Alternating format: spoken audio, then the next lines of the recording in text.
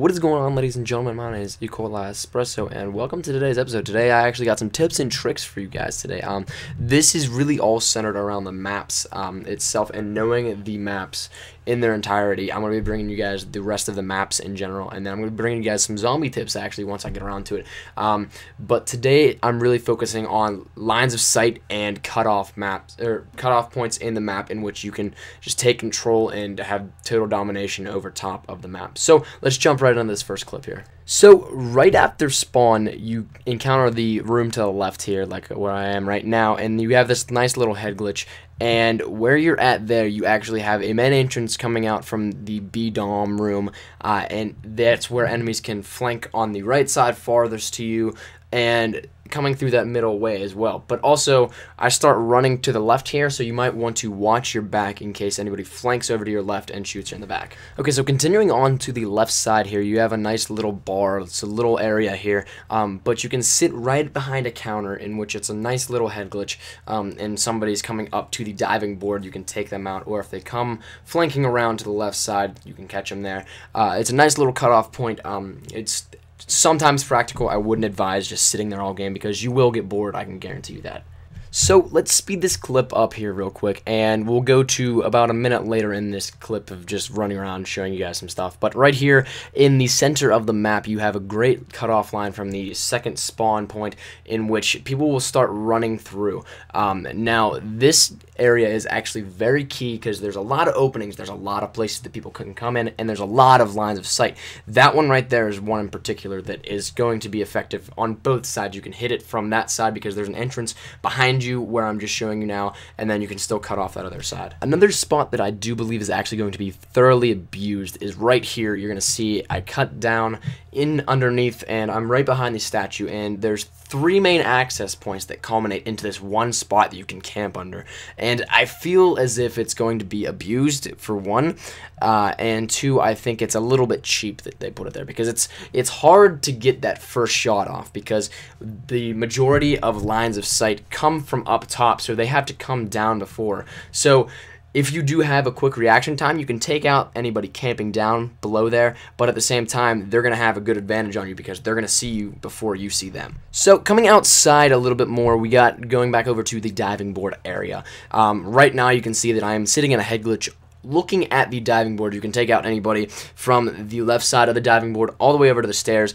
That is actually one of the most effective head glitches, I think, in this map, but at the same time, it kind of renders you useless, if you want to say that, because you're only restricted to one area of the map in this central location. Right here is actually probably one of my favorite spots on this map, is because it is so wide open, you can take a look at so much, and you're still kind of in a head glitch. I don't really like to say a head glitching type of style, but this is a very nice spot to sit in and take a look at everything around you. Now, sticking to the center of the map here, I'm going to show you another one. Right here, you're going to see a nice little head glitch here. It is still a decent spot, but at the same time, it limits you because of the wall cutting off about a little bit of the right side of the map here. But at the same time, it is still a great spot because you can still see the building entrance from the inside, you can still see the window, and you can see the corridor from the spawn. So you still have three major options in which you can pick off your opponents. And if you are looking for some map control, I highly suggest to the right side of where I spawned in this video, to the left side of where you will spawn if you get the opposite side. The bus here is probably one of the greatest advantages to hold because it holds down that entire left or right side entryway, depending on which way you're looking at it. But it is that corridor there. It holds down a majority of it, and if you want to play objectively and have map control over your opponent's team, that is a perfect spot to play objectively and to cut them off in multiple. Also, leading right up after the bus, you can cut them off right here. You can see that I'm posted up right up against a SUV or truck of some sort that is buried in the sand here, and it's a perfect head glitch to make sure that they don't come out of their left side spawn. This is really important, again, if you want to play objectively and have map control. I know I don't encourage spawn trapping, but this would be actually a perfect spot for spawn trapping. I do not, once again, condone it, but it is one of the best spots on the map, I think, to spawn trap. And now on the opposite side of the spectrum, you can see that here, pictured now, is you're on the left side facing their right side spawn.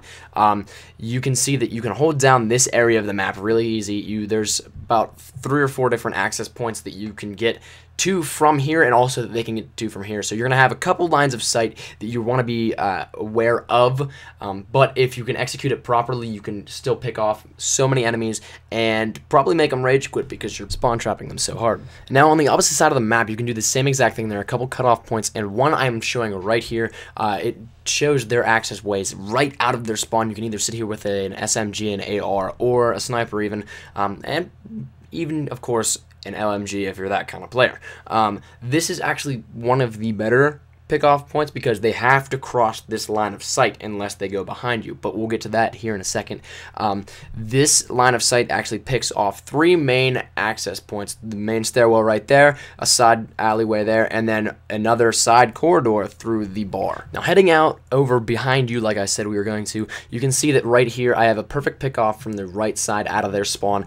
They have to come up through either the buses or those 3 access points because obviously otherwise they're stuck in their spawn. And if you hold down here, you can see you have a nice head glitch right over this car, and you have great access way over to look into their spawn for one and pick off any opposing enemies that you may see there. Now leading into this though, you want to make sure that you do not push their spawns too hard if you are going to execute this spawn trapping maneuver. If you do, then you're going to flip them out and then you're going to be shot in the back eventually. So the final positioning spot in which I'm going to talk about today is right on the diving board, and this is actually probably one of the most rewarding and most dangerous spots to be in if you're going to stay there, because you'll see here that I go over so many entryways that somebody could pick you off, and you have to be alert at all times.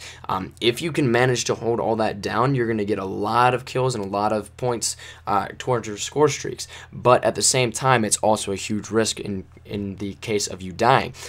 So it's kind of a pros versus cons thing that you need to weigh if you're going to sit here. So I do hope you enjoyed this episode. I hope it can bring some light to you in these new maps, and especially in Mirage, because Mirage is actually one that I'm looking forward to the most. I'm going to be bringing you guys the rest of the maps here within the next couple days. Hopefully I'm going to be able to get these up one by one on each day. So I'm going to have 4 consecutive days with an upload. I'm not promising that, but that's what I would like to do, so stay tuned for that. My name is Espresso, obviously. And if you guys could leave a like and a comment and or a subscription, it would be greatly appreciated. So thank you guys so much for coming out. Stay tuned, and I'll see you guys later. Peace out. Bitches. Bitches.